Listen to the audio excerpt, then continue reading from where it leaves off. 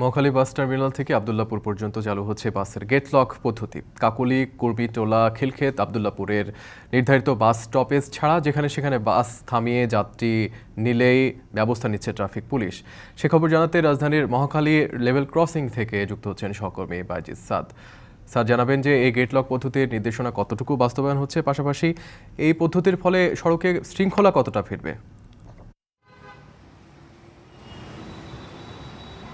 বিপ্লব, সকাল থেকেই কিন্তু আমরা রাজধানীর বিভিন্ন জায়গা অর্থাৎ যেই জায়গাগুলোতে গেটলক পদ্ধতি চালু হয়েছে, যেখানে উদ্বোধন হয়েছে, সেখান থেকে দেখানোর চেষ্টা করছিলাম দর্শকদের।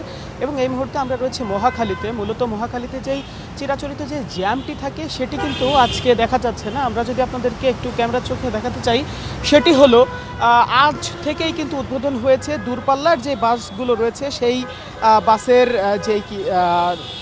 বাসের গেটলক সিস্টেম, যার মাধ্যমে কিন্তু এই পদ্ধতিতে নির্ধারিত স্টপেজ ব্যতীত যেখানে সেখানে বাস থামিয়ে যাত্রী ওঠানামা করা যাবে না। অর্থাৎ নির্ধারিত কিছু জায়গা রয়েছে যেমন কাকলী, কুর্মিটোলা, খিলক্ষেত এবং আব্দুল্লাপুর।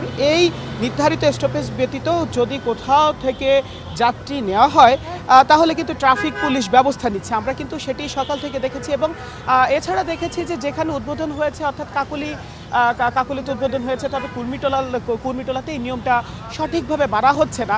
কিন্তু এই যে এই পদ্ধতি অনুসরণ করা হচ্ছে সেটিতে কিন্তু মহাখালীর যানজট কিছুটা হলেও কমেছে বলে এখন দেখা যাচ্ছে। কেননা এই জায়গাটিতে সবসময় জ্যাম লেগে থাকতো, যেটি এখন সেই জ্যামটি লেগে নেই। অর্থাৎ যাত্রীরাও মোটামুটি স্বস্তির নিঃশ্বাস ফেলেছেন আজকে, যে তাদের এখানে 5 মিনিটের রাস্তা 35 মিনিটের উপরে অপেক্ষা করা লাগতো, সেটি আজকে থেকে লাগবে না। এবং যারা চালক রয়েছেন তারাও বলছেন যে এই নিয়মটা বাস্তবায়ন হলে তাদের জন্য ভালো হবে।